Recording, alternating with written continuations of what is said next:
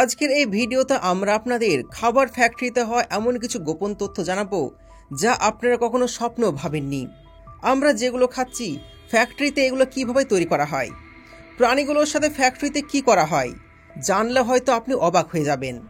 এই সমস্ত নতুন ফুড ফ্যাক্টরিতে এমন সব কার্যকলাপ করা হয় তা দেখে আপনিও বলবেন এগুলো আমি কি দেখলাম। আর আমাদের সবার প্রিয় সোনপাপড়ি আর আখের গুড় বানানোর প্রসেস দেখলে আপনি নিঃসন্দেহে চমকে যাবেন।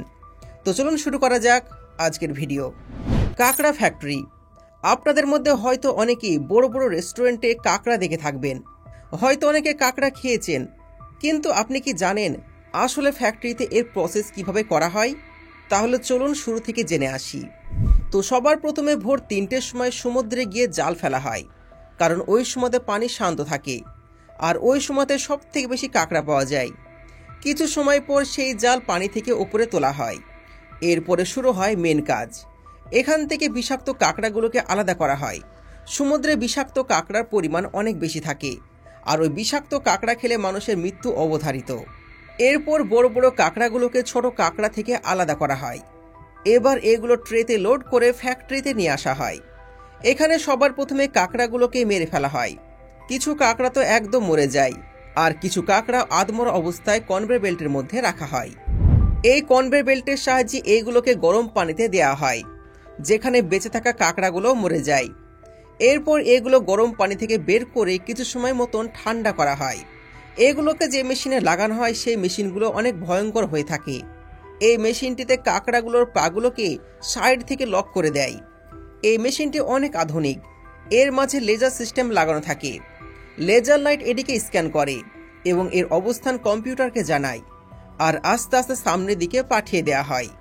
যখন এটা সামনের দিকে এগোতে থাকে তো সামনের দিকে ঘুরন্ত সার্কুলার ডিস্ক এর উপরে শক্ত খোলাকে তুলে ফেলে। এবার নিচে চলা ওয়াটার জেট এর ভেতরে নোংরাগুলোকে বাইরে বের করে দেয়। তারপর এগুলোকে একত্রিত করে অন্য কন্টেনারের কাছে পাঠিয়ে দেওয়া হয়। এরপর আবারও আরেকটা কনভেয়ার বেল্টের উপর রাখা হয়, যেখানে এগুলোকে উঠিয়ে একটি ব্লেডের কাছে নিয়ে যাওয়া হয়, যেখানে এগুলো দুই সাইডের পাগুলোকে কেটে দেয়। এগুলো একটি রোলারের ভেতর ঢুকিয়ে দিলে ভেতরের অংশগুলোকে বাইরে বের করা হয়। এবার পাগুলোকে আলাদা আলাদা প্যাকেটে প্যাকিং করা হয়। এগুলোকে আলাদা করে বিক্রি করা হয়। মার্কেটে কাঁকড়ার পায়ের ডিমান্ড অনেক বেশি, কারণ এগুলোর দামে অনেক সস্তা, আর ভেতরের অংশগুলো আলাদা করে প্যাকিং করা হয়। আপনারা দেখে থাকবেন বিভিন্ন হোটেলে কাঁকড়া রান্না করা হচ্ছে, কিন্তু আপনাদের বলতে চাই সমস্ত দোকানে কাঁকড়া আপনারা খেতে যাবেন না, কারণ এর মধ্যে কিছু বিষাক্ত কাঁকড়া থাকে যেগুলো খেলে আপনার মৃত্যু পর্যন্ত হতে পারে। অনেক সময় এগুলোকে স্লো পয়জনও বলা হয়ে থাকে। এবার আপনাদেরকে আরেকটা ফ্যাক্টরিতে নিয়ে যাই, যেখানে আপনারা দেখতে পাবেন জুস মেকিং প্রসেস। তো জুস তৈরি করার জন্য সবার প্রথমে ফল সংগ্রহ করা হয়। এরপরে ভালো ফলগুলোকে রেখে খারাপ ফলগুলোকে আলাদা করে ফেলা হয়। তারপরে ভালো ফলগুলোকে ভালো করে পানি দিয়ে পরিষ্কার করা হয়। এগুলোকে ভালো করে পরিষ্কার করা হয় যেন এর মধ্যে কোনো ব্যাকটেরিয়া না থাকে। তারপরে ক্রাশিং মেশিনের মধ্যে ফলগুলোকে দেয়া হয়, আর এখানে লেভেল 1 থেকে যে পেস্ট বেরিয়ে আসে সেগুলোকে লেভেল 2 এর মধ্যে দিয়ে রস বের করে নেওয়া হয়। এরপর এগুলোকে ফিল্টার করে ফ্লেভার অনুযায়ী অতিরিক্ত কিছু উপাদান মেশানো হয়, যেমন রং কিংবা চিনি। এরপরে কেমিক্যাল টেস্ট করা হয়। যদি টেস্টে সমস্ত কিছু ঠিক থাকে তাহলে এগুলোকে প্যাকেট করে বাজারে বিক্রি করার জন্য পাঠিয়ে দেওয়া হয়। আর বাকি যে পেস্টগুলো পড়ে থাকে সেগুলোকে পরবর্তীতে সার তৈরি করার জন্য ব্যবহার করা হয়ে থাকে। চলুন আপনাদেরকে আরেকটা ফ্যাক্টরিতে নিয়ে যাই আর দেখাই মধু দিয়ে চকলেট কিভাবে তৈরি করা হয়। তো এখানে দেখতে পাচ্ছেন হানি ক্যান্ডি মেকিং প্রসেস। ছোটবেলায় ক্যান্ডি খায়নি এমন মানুষ খুঁজে পাওয়া খুবই কঠিন, কিন্তু আপনি কি খাঁটি মধু দিয়ে তৈরি ক্যান্ডি খেয়েছেন? এই মজাদার ক্যান্ডি তৈরি করার জন্য সবপ্রথমে মৌমাছির বাসা থেকে একদম খাঁটি মধু সংগ্রহ করা হয়। এরপর মধুগুলো মেশিনের মধ্যে থাকা চেক পয়েন্টের মধ্যে দিয়ে যায়, যাতে করে এগুলো ধীরে ধীরে গাঢ় হয়ে যায়। যখন এগুলো গাঢ় হয়ে যায় তারপর এই মিশ্রণটিকে রোটারের মধ্যে দিয়ে ঘোরানো হয়। ঘোরানোর পর এই মেশিনের সাহায্যে এগুলোকে পাতলা দড়ির মতন আকারে ধারণ করা হয়। এরপর এগুলোকে ছোট ছোট করে কেটে নেওয়া হয়। এগুলি হচ্ছে ক্যান্ডি, যা পরবর্তীতে প্যাকেট করে ছোট ছোট বাচ্চাদের কাছে পাঠিয়ে দেওয়া হয়, আর বাচ্চারা এগুলো মজা করে খেয়ে থাকে। ফ্যাক্টরিতে বর্তমানে মাছ প্রসেস করা হচ্ছে, আর প্যাকেটজাত মাছ আমরা প্রায় সবাই খাচ্ছি। তো আপনাদের এখন ফ্যাক্টরিতে নিয়ে যাই আর দেখায় ফিশ প্রসেসিং। আমাদের মধ্যে বেশিরভাগ মানুষ আছেন যারা মাছ খেতে খুবই পছন্দ করেন। তো চলুন জেনে নিই আসলে এগুলো বিদেশে কি করে ধরা হয়ে থাকে আর কিভাবে এগুলোকে ফ্যাক্টরিতে নিয়ে এসে প্রসেস করা হয়। আপনারা তো জেনে থাকবেন বেশিরভাগ মাছ পানি থেকে বের করার পরই মারা যায়। এর জন্য মাছ ধরার পর নৌকার উপর কিছুক্ষণ সময়ের জন্য রাখা হয়। মাছ মরে যাওয়ার পর মাছের প্রজাতি আর সাইজ অনুসারে আলাদা আলাদা করে বরফ দেওয়া হয়। এরপর নৌকাগুলোকে কিনারায় নিয়ে আসা হয় এবং মাছগুলোকে ফ্যাক্টরিতে নিয়ে আসা হয়, যেখানে সবার প্রথমে এর মাথাগুলোকে কাটা হয়। তারপর এগুলো কনভেয়ার বেল্টের মাধ্যমে পানিতে ঢালা হয়। ভালো করে ধুয়ে ফেলার পর এগুলো অন্য কনভেয়ার বেল্টে দেওয়া হয়। এবার এগুলো এক এক করে সামনের দিকে পাঠানো হয়, আর সামনের দিকে দুটো ব্লেড লাগানো থাকে। এটাকে দুটি অংশ করে কেটে দেয় এবং অর্ধেক করে দেয়। তারপর এগুলোকে ফ্যাক্টরির অন্য মেশিনের কাছে পাঠিয়ে দেওয়া হয়। এখানে এগুলোকে ভালো করে পরিষ্কার করা হয়। যখন একবার ভালো করে পরিষ্কার হয়ে যায় তখন পাঠিয়ে দেওয়া হয় প্যাকেজিং করার জন্য। আর ওখান থেকে এগুলো চলে আসে আমাদের মার্কেটে, যেখান থেকে আমরা কিনে নিয়ে এসে খেয়ে থাকি। মানুষ এখন অলস হয়ে গেছে, আর এই মেশিনটা এটার প্রমাণ। ছোট্ট কাজের জন্য মানুষ এখন মেশিনের ব্যবহার করছে। তো আপনারা দেখতে চলেছেন egg breaking and separator machine. এখন টেকনোলজি এতটাই উন্নত হয়ে গিয়েছে যে সব কিছুরই মেশিন বেরিয়ে গেছে। এই মেশিনটার কাজ করার সিস্টেম দেখলে আপনি চমকে যাবেন।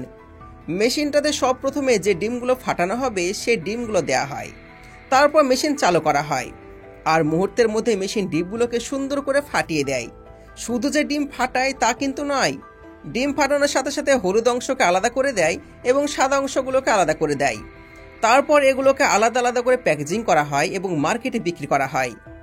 এইভাবে ডিম বিক্রি করলে ডিমের দাম অনেক বেশি পাওয়া যায়। এবার চলুন দেখে নিই জ্যাম মেকিং প্রসেস। পবিত্র রমজান মাসে অনেকে আমরা জ্যাম ব্যবহার করে থাকি। জুসের মতন জ্যাম তৈরিতে ফলের ব্যবহার করা হয়। তবে কিছু কিছু জ্যাম নির্দিষ্ট একটা ফল দিয়ে তৈরি করা হয়। আবার কিছু কিছু জ্যাম থাকে যেগুলো অনেক ফলের মিশ্রণ দিয়ে তৈরি করা হয়। তো এইগুলো তৈরি করার জন্য সব প্রথমে ফলগুলোকে ভালো করে পরিষ্কার করে নেওয়া হয়, আর এর মধ্যে থেকে নষ্ট ফলগুলোকে আলাদা করা হয়। তারপর এগুলোকে জুস তৈরি করা হয়। এরপর এর সাথে চিনি এবং অন্যান্য উপাদান এবং কেমিক্যাল মেশানো হয়। তারপর এগুলোকে গরম করা হয়। এগুলো নির্দিষ্ট অনুপাতে গাঢ় হয়ে যাওয়ার পর কাচের বয়ামে ভরা হয়। তারপর এগুলোকে সিল করে বাজারে বিক্রি করা হয়। তো বন্ধুরা, আপনার পছন্দের জ্যাম কোনটি অবশ্যই আমাদের কমেন্টের মাধ্যমে জানাবেন। এবার আমরা দেখে নেব আমাদের পছন্দের কর্নেটো আইসক্রিম কিভাবে তৈরি করা হয়। Cornetto ice cream making process.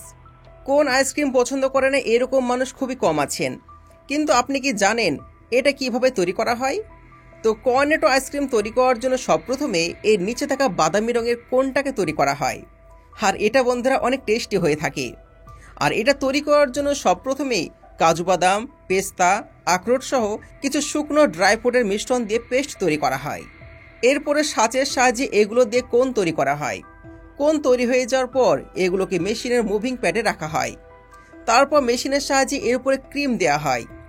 এরপরে অটোমেটিক মেশিনের সাহায্যে এর মধ্যে চকলেটের প্রলেপ দিয়ে ড্রাই ফ্রুটের মধ্যে ডোবানো হয়, যাতে করে এগুলো আরও বেশি মজাদার হয়ে যায়। তারপর এগুলোকে ভালো করে প্যাকেট করে বিক্রি করার জন্য মার্কেটে পাঠিয়ে দেওয়া হয়। এবার আপনাদেরকে দেখিয়ে দিই অরেঞ্জ জুস মেকিং প্রসেস। তো অরেঞ্জ জুস তৈরি করার জন্য সব প্রথমে কমলা সংগ্রহ করা হয়। এরপর এগুলোকে একটি মেশিনের মধ্যে দেওয়া হয়, যা কমলাগুলোকে ঘুরিয়ে নিচের দিকে চাপ দিয়ে এর মধ্যে থেকে জুস বের করে। জুস বের করার পর এগুলোকে ফিল্টার করা হয়। এরপর এগুলোকে টেস্ট করা হয়। একবার টেস্ট পাস হয়ে গেলে বোতলে ভরে মার্কেটে বিক্রি করার জন্য পাঠিয়ে দেওয়া হয়। এবার আপনাদেরকে দেখায় হজমোলা মেকিং প্রসেস। ছোটবেলায় আপনি হয়তো হজমোলা খেয়েছেন। হজমোলা অনেকেই পছন্দ করেন, আর এটার টেস্টও অসাধারণ। এগুলো তৈরি করার জন্য যে মেশিনটি দেখতে পাচ্ছেন এর মধ্যে সব প্রথমে জিরা গুঁড়ো সহ বিভিন্ন মশলা দেওয়া হয়। এরপর এগুলোকে একসাথে মিশিয়ে একটা আলাদা পাউডার তৈরি করা হয়। এবার এই মেশিনের মধ্যে পাউডারগুলো দিয়ে ছোট ছোট ট্যাবলেট তৈরি করা হয়। তারপর এগুলোকে নির্দিষ্ট পরিমাণ বোতলে কিংবা প্যাকেটে ভরা হয়, আর এইভাবে তৈরি হয়ে যায় আমাদের পছন্দের হজমোলা। তো বন্ধুরা, কেমন লাগলো আজকের ভিডিও? আশা করছি ভালো লেগেছে। পরবর্তী ভিডিও আপনারা কোন টপিকে দেখতে চান অবশ্যই কমেন্ট করে জানাবেন। যদি আজকের ভিডিও ভালো লেগে থাকে ভিডিওতে লাইক করবেন, চ্যানেলকে সাবস্ক্রাইব করবেন। দেখা হচ্ছে পরবর্তী ভিডিওতে। ধন্যবাদ।